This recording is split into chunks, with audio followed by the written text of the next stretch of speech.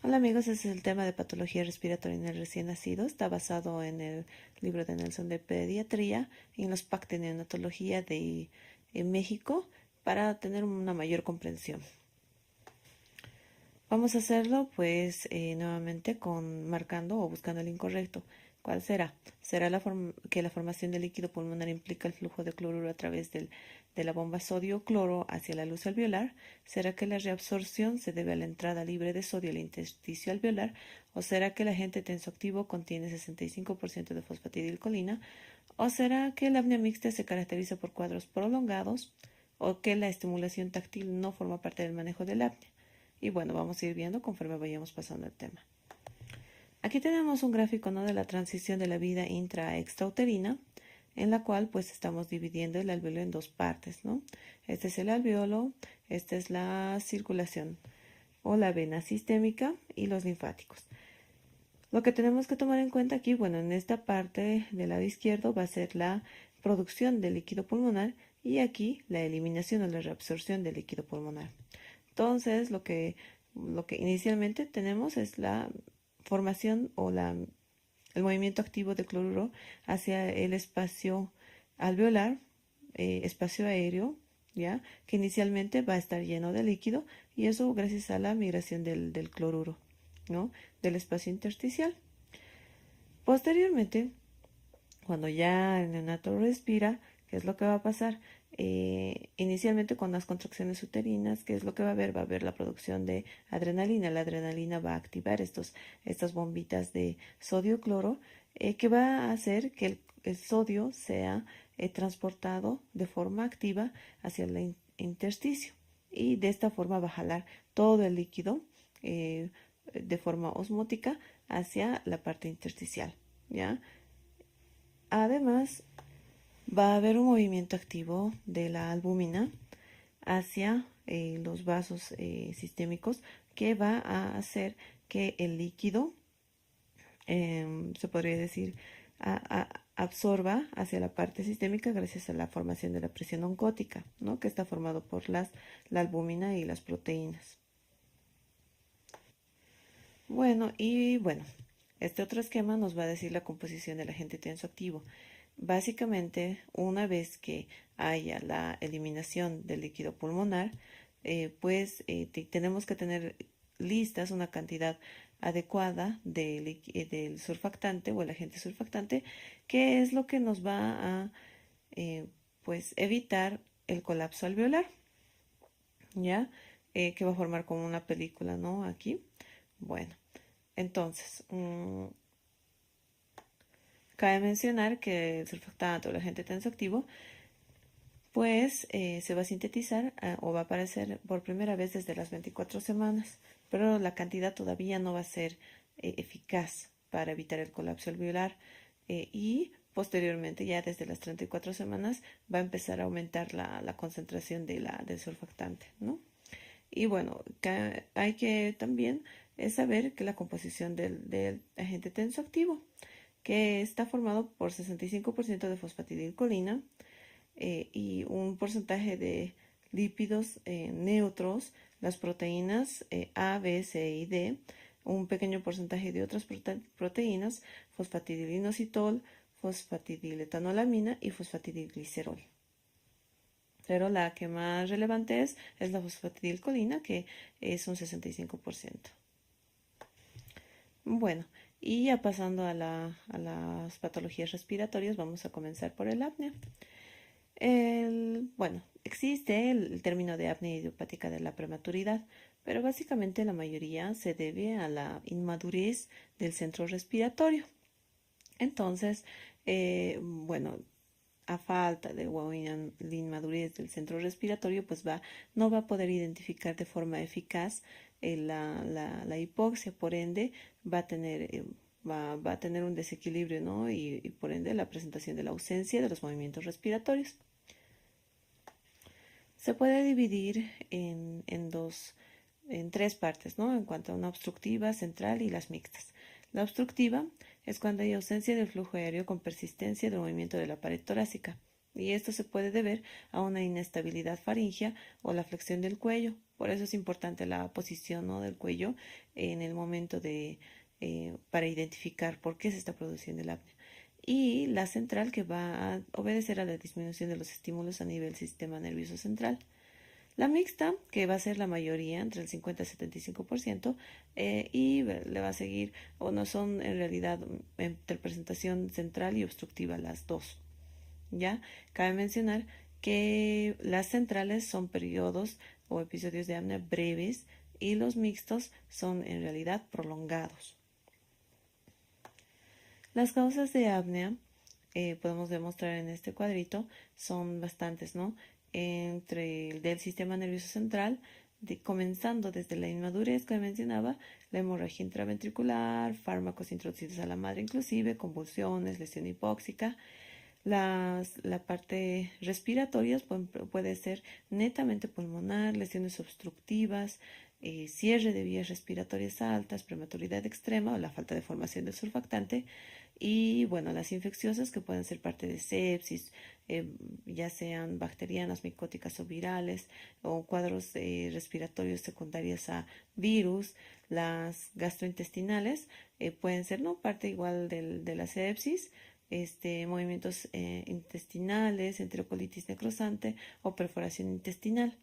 Las metabólicas también pueden presentar por disminución de la glucosa, el calcio, alteración del sodio, amoníaco o ácidos orgánicos. Y las cardiovasculares, cuando hipotensión, hipertensión, insuficiencia cardíaca, anemia, hipovolemia. Y bueno, entre otras causas, la inmadurez que les mencionaba y el estado del sueño, ¿no? Entonces, cabe mencionar también que la apnea, cuando estamos hablando de una apnea, en definición, son la ausencia de movimientos respiratorios mayor a 20 segundos que pueda tener repercusión en la parte circulatoria, como es la presencia de bradicardia. Entonces, de ahí nos damos cuenta, porque eventualmente los neonatos pueden tener movimientos respiratorios que pueden ser o ciclos irregulares, ¿no? Pero esto mucho nos puede llamar la atención cuando está asociado a bradicardias, ¿no?, y alteración del sistema circulatorio. Entonces, bueno, recalcando un poco lo que mencionaba, tenemos el apnea idiopática, que se inicia las primeras 2 semanas de vida, obviamente con el antecedente de prematuridad. La apnea grave es la interrupción de la respiración más de 20 segundos y que se acompaña con cianosis o bradicardia, como mencionaba, ¿no? El primer manejo que se va a realizar en estos cuadros es la estimulación táctil. Eventualmente los prematuros pueden solamente necesitar esto, ¿no? Pero cuando es muy repetitiva y tiene mucha afección sistémica, entonces se utiliza medicaciones como teofilina o cafeína, que se puede utilizar vía oral, ¿no?, obviamente si tenemos disponibilidad de la misma, entre 5 a 7 kilogramos, esto en dosis de carga. Y ya un mantenimiento cada 6 horas entre 1 a 2 miligramos kilogramo, ¿no? Y la cafeína, cuya dosis es de 20 miligramos kilogramo IB. Esto es en dosis de carga, y el dosis de mantenimiento a 5 miligramos kilogramo día. Pero esto se debe seguir a las 24 horas de haber iniciado el mantenimiento. La carga, dosis de carga. El Doxapram es una medicación que pues se está implementando, ¿no? Estimula los quimiorreceptores centrales, pero probablemente la efectividad va a ser un poco menor en los prematuros. ¿Por qué? Por la misma inmadurez de los quimiorreceptores. Y pues se puede utilizar CPAP, ¿no?, cuando no hay respuesta a la medicación y pues presenta apneas graves de forma repetitiva. Entonces se pone el CPAP, que es la presión positiva continua de la vía aérea. Bueno, y se va a utilizar con una presión de 3 a 5 centímetros de agua.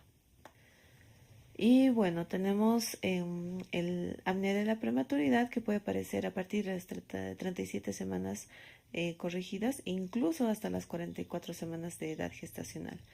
En estos casos hay que prevenir la exposición del tabaco y pues evitar el sobrecalentamiento de los recién nacidos. Por ende, volviendo a nuestra pregunta, nuestro enunciado incorrecto es que la estimulación táctil no forma parte del manejo del apnea, porque ya habíamos visto que si el líquido pulmonar implica el flujo, o la formación del líquido pulmonar implica el flujo del cloruro a través de la bomba de sodio-cloro hacia la luz alveolar, y la reabsorción se debe a la entrada libre de sodio al intersticio, ¿no? Que mencionábamos que jala el agua hacia la parte del intersticio, además de la migración de la albúmina y las otras proteínas. Por otro lado, el agente tensoactivo sí tiene 65% de fosfatidilcolina, y el apnea mixta se caracteriza por cuadros o episodios de ausencia respiratoria prolongados. Por ende, nuestro incorrecto es la estimulación táctil, porque como habíamos visto, la primera acción a realizar es la estimulación táctil. Para pasar a otro punto tenemos marca el enunciado verdadero. Entonces, ¿será que la enfermedad de membrana hialina se caracteriza por dificultad de absorción del líquido pulmonar? ¿Será que el agente tensoactivo comienza su síntesis a las 24 semanas? ¿Será que la anomalía de los genes de las proteínas del agente tensoactivo representan la principal causa de la enfermedad de membrana hialina? ¿O será que la hipercapnia no es una causa de enfermedad de membrana hialina? Y bueno, la enfermedad de membrana hialina, ¿ya?, es una patología que se va a presentar al menos en 60 al 80% en neonatos menores de 28 semanas de edad gestacional. Ahí, bueno, esto va a ir disminuyendo conforme la edad vaya avanzando, es decir, de 32 a 35 semanas, solo el 15 al 30%, y rara vez luego de recién nacidos a término, ¿no? Bueno, y pues básicamente la, la disminución o el déficit del agente tensoactivo es la patogenia, ¿no?, de la enfermedad de membrana hialina. Y bueno, esta es una gráfica que nos va a mostrar la biosíntesis del surfactante por las células de tipo 2. Y bueno, pues tenemos aquí pues un gráfico que nos va a explicar la fisiopatogenia, ¿no? En cuanto, bueno, a tres esferas principales. Primero, la disminución del agente tensoactivo, ¿no?, que mencionábamos que es la causa principal de la enfermedad de membrana hialina. Entonces, ¿qué es lo que va a pasar? Ya sea cesárea, asfixia intraparto, prematuridad o predisposición familiar o acidosis, pues lo que nos produzca la disminución del agente tensoactivo nos va a producir la enfermedad. Por otro lado, la disminución del agente tensoactivo nos va a dar una telectasia progresiva. ¿Por qué? Porque va a haber colapso alveolar, ¿no? Va a haber hipoventilación o trastorno del cociente ventilación-perfusión, trastornos ácido-base, ¿no?, que esto puede estar exacerbado por taquimia transitoria, asfixia neonatal, hipotermia o apnea, ¿ya? Y esto va a ocasionar vasoconstricción pulmonar, y esto va a ser un círculo vicioso, ¿ya? Porque paulatinamente, mientras tengamos esto, y aparte que, digamos, tengamos un factor predisponente como es un shock hipotensivo por hipovolemia, pérdida hemática, entonces va a haber vasoconstricción pulmonar, hipoperfusión alveolar y alteración del metabolismo celular. Por ende, otra vez las células no van a poder sintetizar más agente tensoactivo, y entonces tenemos un círculo vicioso. Y bueno, como aquí vemos, esta es la película que forma el agente tensoactivo, ¿no?, que va a pues mantener separadas, ¿no?, la parte lipofílica de la parte hidrófoba o el espacio aéreo, ¿no? Y bueno, tenemos, en cuanto a las alteraciones o las causas, ¿qué es lo que va a pasar? En un porcentaje, no se ha dicho que probablemente se deba a las anomalías de los genes de las proteínas, ¿no? Luego, posteriormente, en otro porcentaje va a ser la displasia de capilares alveolares, linfangiectasia pulmonar o mucopolisacaridosis. Otro porcentaje va a presentar secundario a hipovolemia, hipotensión o altas concentraciones de oxígeno que inhiben la formación del agente tensoactivo. Y la hipoxia e hipercapnia son causas también de la presentación, ¿no?, de la patología. Pero básicamente nuestra causa principal es la disminución del agente tensoactivo secundario a la prematuridad, ¿no? Obviamente tenemos todas estas condiciones que también pueden ocasionar, pero la principal o la mayor frecuente es esa. Ahora ya para hacer una evaluación clínica tenemos la escala de Silverman, ¿no? Que se ha propuesto y pues tiene eh, bastantes connotaciones, ¿no? En cuanto a la valoración del grado de dificultad respiratoria, ¿ya? Bueno, entre estas tenemos 5 parámetros, de las cuales, bueno, y vamos a ir por de arriba para abajo, el aleteo nasal, el quejido expiratorio, bueno, después tenemos la disociación toracoabdominal, retracciones intercostales, retracciones sifoideas, ¿ya? Cada una tiene su puntuación, ¿ya? Cuando no hay aleteo nasal, pues decimos 0. Cuando tenemos aleteo nasal mínimo, tenemos el grado 1. Tenemos el aleteo nasal marcado, grado 2. Si el quejido expiratorio no hay quejido, 0. Tenemos quejido solo con estetoscopio, tenemos un grado 1. Tenemos un quejido constante, tenemos el grado 2. Si la retracción sifoidea solo es visible, tenemos grado 1, pero si es marcado, grado 2. Las retracciones intercostales, si solo es visible, grado 1, si es marcado, grado 2. La disociación tóraco-abdominal, si es sincronizado de los movimientos tóraco-abdominales, pues grado 0. Grado 1, si tenemos en inspiración el desbalance tóraco-abdominal. Y en grado 2, si es visible tanto en inspiración como en expiración. Entonces, dentro de esta calificación, cuando tenemos 0 no hay dificultad respiratoria. Si tenemos 1 a 3 puntos, tenemos con dificultad respiratoria leve, de 4 a 6 puntos con dificultad respiratoria moderada y de 7 a 10 puntos con dificultad respiratoria severa. Y esto pues nos va a servir básicamente para poder realizar el manejo adecuado, ¿ya? Bueno, por otro lado, parte de la manifestación clínica pues es la cianosis, ya sea central o periférica. Y bueno, todo esto son parte de la formación de la manifestación clínica.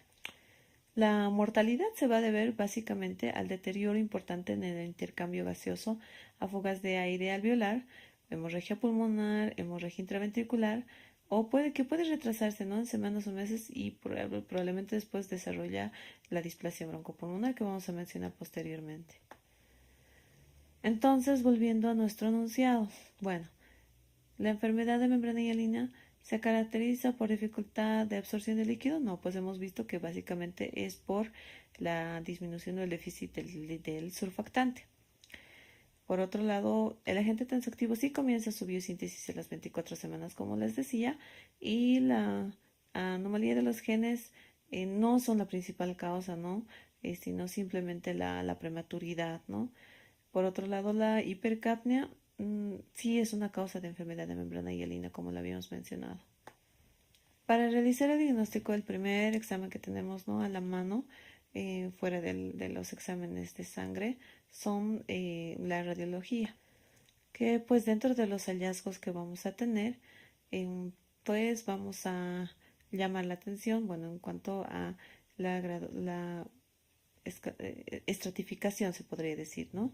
El grado 1 es cuando tenemos imágenes reticulogranulares finas con broncograma aéreo que no sobrepasa la imagen de cardiotímica o de la silueta cardíaca y tienen una transparencia conservada. En el grado 2, la retículo granular va a ser extendida en todo el campo, el broncograma va a ser muy evidente y sí sobrepasa la silueta cardíaca. El grado 3,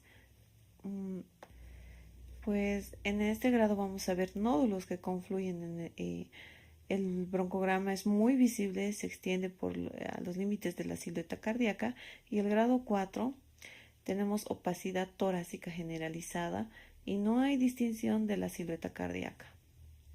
Entonces, bueno, tal vez repasando un poco, el patrón radiológico retículo granular con broncograma aéreo muy visible, pero que sobrepasa la silueta cardíaca, es el grado 2.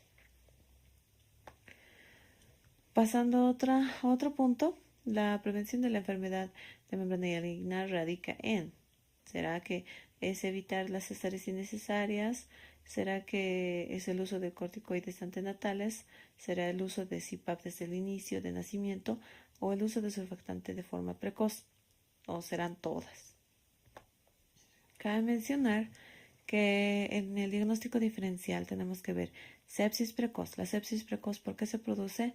Es por la colonización por el estreptococo del grupo B, que se puede realizar pues por uso de dispositivos, ¿no? En aspirado gástrico o traqueal, y pues la diferencia va a ser en un leucograma alterado, ¿no?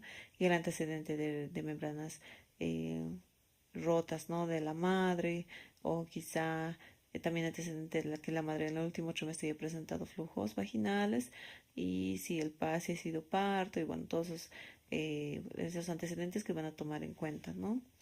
Por otro lado, mm, tenemos que distinguir la enfermedad de membrana hialina de una cardiopatía cianótica, ¿ya? Esto pueden ser patologías del retorno venoso pulmonar anómalo, ¿ya? En las cuales se debe realizar, ¿no? Un ecocardiograma en caso de que no haya respuesta a la administración del agente tensoactivo o el surfactante, ¿no? Que podría ser sintético. Ahora, también hay que distinguir en hipertensión pulmonar persistente, síndromes aspirativos, neumotórax o derrames. Y bueno, a diferencia, también mencionar que un diagnóstico diferencial es la taquimia transitoria del recién nacido, pero esta, a diferencia de las demás, pues va a presentar una evolución rápida y el cuadro es de presentación leve. Entonces, pues esa es nuestra distinción. Bueno, ya pasando a la prevención, ¿cómo vamos a prevenir que haya enfermedad de membrana hialina?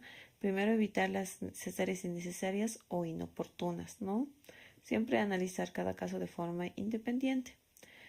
El uso de corticoides antenatales, ¿no? Se puede utilizar la betametasona o la dexametasona, dentro de las cuales, pues, se tiene una semana de duración, ¿ya? Es decir, si tenemos, bueno, esto en la parte de obstetricia, si tenemos el riesgo, ¿no? O algún factor de riesgo para que se desencadene el trabajo de parto antes del periodo de nacimiento, entonces se debe realizar la aplicación de los corticoides, ¿ya? Y bueno, obviamente cada semana hasta que se presente el trabajo, el trabajo de parto como tal, en caso de más que todo de que sean prematuros, ¿no? Y esto se va a realizar la administración entre las 24 y 34 semanas de edad gestacional. Por otro lado, se tiene que realizar la monitorización fetal intrauterina, prenatal e intraparto, ¿no? El control de la frecuencia cardíaca fetal, la cardiotoco, ¿no? Y bueno, el uso de CPAP desde el nacimiento es tan eficaz como la administración precoz de la agente tensoactivo, ¿no? Como mencionábamos, ¿no? Es mejor evitar hacer abordajes, ¿no? Con dispositivos extracorpóreos. Esto me refiero a los tubos endotraqueales, ¿ya? Que eventualmente antes, pues el manejo era pues prematuro y se tenía que intubar, aplicábamos surfactante y se lo mantiene intubado. Sin embargo, pues estas tendencias van cambiando, que pues dependiendo de la edad gestacional, es decir, por encima de las 28 semanas, pues se puede directamente aplicar el CPAP, ¿no? Y hacer un control, una placa de rayos X para ver si hay buena expansión pulmonar y bueno, acorde a eso recién pues se podrá realizar. Por lo que pasa es que cuando tenemos dispositivos extracorpóreos por mucho tiempo, porque de seguro cuando son prematuros necesitan dispositivos o asistencia ventilatoria por bastante tiempo, pues nos pueden aparecer pues cuadros de infecciones intrahospitalarios o asociados, ¿no? A la ventilación. Entonces, mientras menos se invada al neonato, mucho mejor. Y por eso pues recomiendan inicialmente realizar el CPAP, porque eventualmente solo con el CPAP se puede tener el mismo efecto, ¿no? ¿Cómo vamos a realizar el manejo, no? Cuando tenemos un paciente que ya pues con los antecedentes y con todo lo que hemos visto con los diagnósticos diferenciales, pues llegamos al diagnóstico de una enfermedad de membrana hialina. Inicialmente tenemos que corregir la parte metabólica, ¿ya? La parte metabólica está en el sentido de corregir si tiene acidosis, los electrolitos, la glicemia como tal, el hematocrito, que también son, algunos de estos datos pueden estar alterados, incluso concomitantes con la enfermedad de membrana hialina. Por otro lado, la parte física, pues disminuir, ¿no?, la hipotermia y monitorización. La parte nutricional va a ir también tomada de la mano, en la cual tenemos que tener el aporte de calorías y líquidos apropiados, ¿ya? Se pueden inicialmente, ¿no? Los primeros días siempre son soluciones libres de electrolitos, ¿no? Se puede administrar dextrosa al 10% más aminoácidos con un flujo de 60 a 90 ml por kilo. Más si realizamos sobrecarga de líquidos, es decir, más de 140 ml por kilo, podemos ocasionar persistencia del ductus arterioso, ¿ya? Y bueno, ¿cómo vamos a elegir cuál es el instrumento para la asistencia ventilatoria? Pues bueno, como habíamos mencionado, es mejor el CPAP o mejor no invadir, ¿no? Pero cuando es la indicación de ventilación mecánica, es cuando tenemos un pH por debajo de 7,2, con una PCO2 de 60 milímetros de mercurio, saturaciones menos de 80, de 90 y concentraciones o con FiO2 de 40 a 70%, o si pese a que hemos administrado un CPAP con 5 a 10 centímetros de agua de PEP, o para realizar, o sea, cuando son extremadamente prematuros, realizar la administración del agente tensoactivo por tubo endotraqueal desde cada 6 a cada 12 horas. Entonces, básicamente estas van a ser las indicaciones para el uso de ventilación mecánica. Volviendo a nuestro enunciado, pues se podría decir que la prevención de la enfermedad de membrana radica en todas, ¿no? Evitar las cesáreas innecesarias o el uso de corticoides antenatales entre las 24 y 34 semanas, puede ser beta o dexametasona. El CPAP se puede desde el inicio, ¿no?, que tiene la misma efectividad que si para la colocación de surfactante endotraqueal, pero obviamente esto muy relacionado con la edad gestacional. Y el uso de surfactante de forma precoz. La ventilación mecánica como tal ¿qué es lo que va a hacer? Nos va a dar una asistencia respiratoria artificial, ¿no? Y por algunos es considerado como un mal necesario. Bueno, tenemos bastantes modalidades, ¿no? Tenemos desde la ventilación obligatoria intermitente sincronizada. Esta es la que va a tener el estímulo solamente de la máquina. Tenemos el soporte no por presión, ciclados por volumen y combinaciones de varias de ellas, ¿no? Bueno, y dentro de estas tenemos la ventilación mandatoria intermitente, de la cual pues la máquina va a enviar los estímulos de forma independiente a la respiración del neonato, ¿no? Por otro lado tenemos la mandatoria intermitente sincronizada, en la cual pues nos va a dar el estímulo, la respiración del neonato y la, la respiración asistida, ¿no? Entonces, y esto va a ser sincronizada, como lo dice su nombre.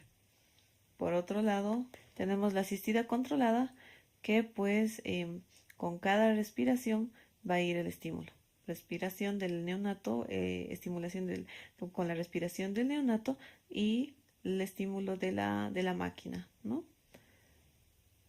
Entonces, ¿cuáles son los objetivos de la ventilación mecánica? Es mejorar la oxigenación y eliminación de CO2 sin ocasionar barotrauma, ya que el barotrauma es la lesión por la presión de oxígeno, y también tenemos el volutrauma, que es por volumen, el volumen que se está administrando, y también evitar la toxicidad por el oxígeno, ¿ya?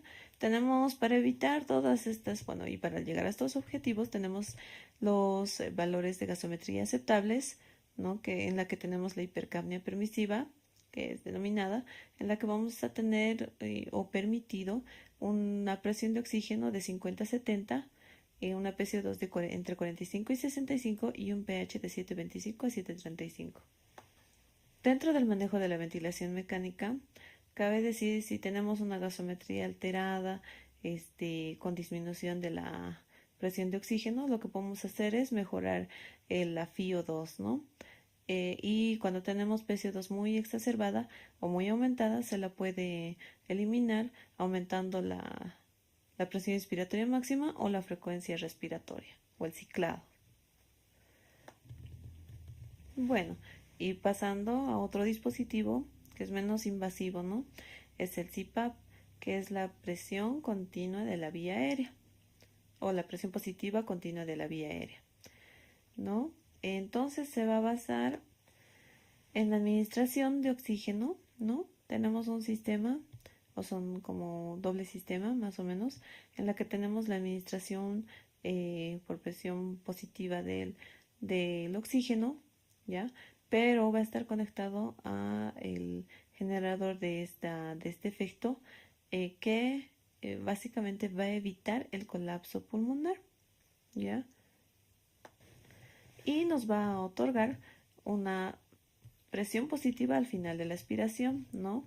Que es lo que básicamente va a generar con este efecto en el CPAP, ¿no? Ahora, cuando tenemos una PEP excesiva, porque esto va a ir cuantificando también, de acuerdo a qué longitud vaya entrando de la parte del tubo generador de este efecto, entonces cuando tenemos excesiva, porque en realidad hasta lo que se puede utilizar es hasta 6, y algunos utilizan incluso hasta 10, pero es algo peligroso, entonces va a dificultarnos el retorno venoso. Ya, por ende va a haber reducción del gasto cardíaco y por ende el aporte de oxígeno, a pesar de la mejoría, pues nos va a dificultar en la parte sistémica. Entonces hay que tomar en cuenta que pues aunque tengamos el uso del CPAP, que no sea tan agresivo y demás, el exceso de oxígeno no mejora el pronóstico, ¿ya? Y pues tampoco nos mejora las tasas de displasia broncopulmonar o ceguera o la retinopatía del prematuro o el deterioro del estado neurológico, ¿ya? Y bueno, lo que se tiene que, o el objetivo a trazarse para la manutención de una saturación es entre 91 y 95. Y esto para evitar, ¿no? Obviamente, o disminuir las probabilidades de estas complicaciones por uso de oxígeno. Y bueno, aquí tenemos un cuadrito en los cuales nos muestran las ventajas y desventajas del CPAP o del uso del CPAP. Las ventajas: aumenta la capacidad residual funcional, como les decía, que evita el colapso, ¿no? Y crea una presión positiva al final de la expiración, es decir, que no se elimina todo el airecito, entonces por eso no se aumenta la capacidad residual funcional, ¿ya? Y la presión de oxígeno. Aumenta la distensibilidad y mejora el trabajo respiratorio, reduce las apneas, por eso está indicado en el apnea, y la inflamación, previene el colapso pulmonar y conserva el surfactante, disminuye el gradiente del alveolo arterial de oxígeno, disminuye los cortocircuitos intrapulmonares, disminuye las apneas obstructivas y mixtas, y bueno, en cuanto a las desventajas, aumenta el riesgo de síndromes de fuga aérea, ya neumotórax o los bleps.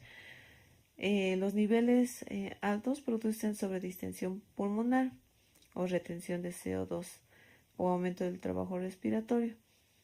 Luego, el aumento de la presión intratorácica va a disminuir el retorno venoso y el gasto cardíaco, como les mencionaba, y puede ocasionar distensión gástrica. Es como que constantemente te estuvieran soplando en las fosas nasales, ¿no? Y pues por eso básicamente. Y pues lesiones nasales, porque como se dan cuenta, la parte tiene como unas cánulas que tienen que estar herméticamente cerradas en las fosas para provocar el efecto deseado. ¿Cuáles son las indicaciones? Las indicaciones son una frecuencia respiratoria más del 30%, ¿no? de su, de su normalidad.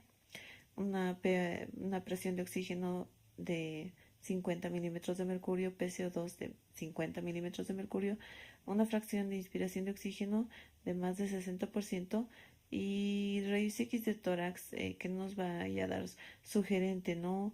A enfermedad de membrana hialina o patologías de base. Y pues bueno, tenemos otros tipos de ventilación, ¿no? Tenemos una de alta frecuencia en la cual van a utilizar frecuencias respiratorias suprafisiológicas, es decir, en recién nacidos hasta de 300 hasta 1200 por minuto con un corriente pequeño. Eso va en fin de evitar varo y volutraumas, ¿ya? Que sí se dice que disminuye, ¿no?, su porcentaje de la presentación, pero también tiene otros efectos adversos, ¿no? Y tenemos la ventilación de alta frecuencia oscilatoria, ¿ya? Que también, que probablemente se disocia a la disminución de la presentación de displasia broncopulmonar, pero tiene pues altas probabilidades de presentar fugas de aire o aumentar el riesgo de hemorragia intraventricular. Y bueno, una vez de cualquier tipo de ventilación utilizada, se puede, por ejemplo, la ventilación mecánica, se puede pasar a CPAP, es lo que recomiendo, ¿no? Para evitar la telectasia esto con una dosis de metilxantina para prevenir el apnea, ¿no?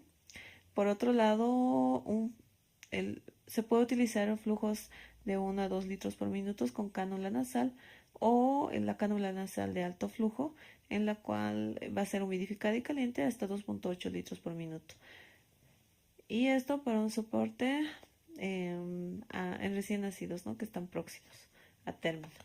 Entonces, volviendo a nuestra pregunta, ¿no? El CPAP, el enunciado incorrecto es que no dificulta el retorno venoso y nos hemos dado cuenta que sí dificulta el retorno venoso y también disminuye el gasto cardíaco. Y bueno, una de sus indicaciones sí es un FiO2 de mayor a 60, ¿no? El uso de FiO2 mayor a 60. Y una de sus desventajas sí es la distensión gástrica, como les mencionaba, porque es constantemente algo que te va soplando en la naricita. Y se recomienda pasar a CPAP luego de ventilación mecánica para evitar atelectasia.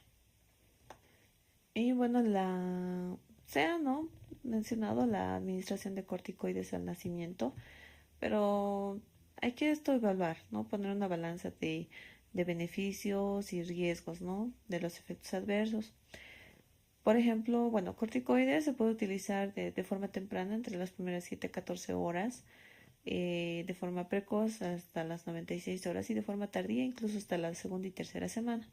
Pero hay que ver los efectos adversos porque puede causar hiperglucemia, puede ocasionar lesiones gástricas, hipertensión arterial sistémica.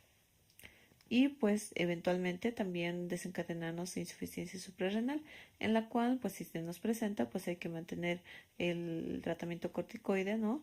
Y para ir disminuyendo de forma gradual.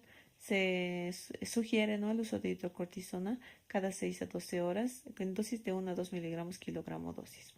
Ahora, tenemos también el uso de corticoides inhalados, ¿ya? Se puede utilizar las primeras 2 semanas y pues esto se asocia a la disminución del requerimiento de manejo con corticoides endovenosos, ¿sí? Eso sí. Se puede realizar la administración de óxido nitroso por el ECMO, que ahorita lo vamos a mencionar qué significa y qué es. Y pues es que va a disminuir la necesidad de oxígeno. La administración de bicarbonato entre 1 a 2 mil equivalentes por litro durante 15 a 20 minutos, pero últimamente ya no se está utilizando porque teóricamente utilizamos bicarbonato, obviamente para las acidosis, ¿no? Pero últimamente pues tiene mucha relación con edema cerebral, por ende pues es una medida que se toma pues en última opción. Ahora, también tiene sus efectos adversos porque puede ocasionarnos hipernatremias, hipocalemias o hipocalcemias, ¿no? Entonces, en fin de evitar, pues tratar de evitar de uso de esta medicación. Y se puede iniciar, ¿no? Está indicada una antibiótico terapia empírica hasta que tengamos el resultado de un cultivo. ¿Esto por qué? Porque pues la clínica en neonatos siempre es ambigua, ¿no? Obviamente con antecedentes nos orientan bastante al cuadro, pero sí recomienda, ¿no?, el uso de antibiótico-terapia empírica, porque considerando que una de los diagnósticos diferenciales es sepsis neonatal, ¿no? Básicamente ello. Entonces, ¿qué es lo que se debe realizar? Se puede realizar la monitorización de de la presión arterial aórtica, esto considerando colocar un dispositivo a nivel del cordón umbilical, ¿ya? Pero de estas también van a tener sus complicaciones. ¿Cuáles son las complicaciones? Por la manipulación de un vasito grande, son embolias o espasmos arteriales, trombosis o necrosis o infecciones, ¿no? Las onfalitis y demás. Y pues en cuanto presentamos un espasmo arterial se puede utilizar nitroglicerina, ¿no? Y para evitar o para prevenir las trombosis o tromboembolias, lo que se va a realizar es manejo de soluciones heparinizadas, ¿no? Pero esto también va a tener su riesgo porque también podríamos estar ante cuadros de hemorragias, ¿no? Y bueno, en cuanto a la intubación traqueal, ¿qué es lo que van a hacer? Nuestro riesgo va a ser fugas de aire, neumotoras, asfixia y pues dependiendo al tiempo de que ha permanecido intubado, estenosis subglóticas o traqueostomías, ¿no? Por otro lado, los cateterismos que nos van a desencadenar hipertensión de la vena renal, podemos ocasionar trombosis de venosa profunda, onfalitis o persistencia del ductus arterioso, ¿ya? Y bueno, básicamente con estas serían nuestras complicaciones. Ahora, ¿cómo nos vamos a dar cuenta que tenemos un paciente que ya tiene la persistencia del ductus arterioso? Primero que el precordio va a ser hiperdinámico, luego los pulsos saltones. En la placa de rayos X podríamos tener una imagen sugerente de cardiomegalia, un aumento de la trama vascular, hepatomegalia o aumento de la dependencia de oxígeno con retención de CO2, ¿ya? Y bueno, el tratamiento básicamente es la restricción de líquidos. Se puede utilizar AINES, ¿no? De 0,1 a 0,2 miligramos kilogramo dosis. Esto en cuanto al uso de indometacina o incluso se ha utilizado ya el ibuprofeno. Y de esto se va a realizar de entre 12 a 24 horas y pues se puede realizar el tratamiento del ductus de forma quirúrgica, pero esto solamente en caso de cualquier contraindicación, es decir, el uso de AINES, sus contraindicaciones son sangrados o alteraciones de la coagulación, pues esta va a ser una indicación para que sea un cierre de este quirúrgico. Pero eventualmente les hacen controles, ¿no? Para tratar de esperar un cierre anatómico, fisiológico, pero pues en caso de que hayamos manejado bastante líquidos y se haya mantenido ya permanente el ductus, pues ya pasa a la parte quirúrgica. Entonces, bueno, vamos a hacer una pregunta. ¿En cuál de las complicaciones del manejo de la vía aérea marca el enunciado verdadero? Las embolias no forman parte del cateterismo umbilical, pues hemos visto que sí forman parte del cateterismo umbilical, esto por la manipulación del vaso, ¿no? Y bueno, el neumotórax es una complicación de la monitorización de la presión aórtica, sí, esa es una respuesta.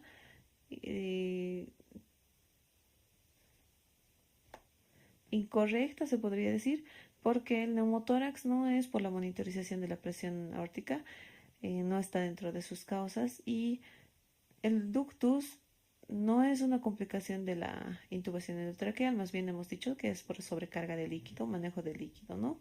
Endovenoso. Pero sí, en el caso de espasmo arterial, sí se puede utilizar nitroglicerina como vasodilatador.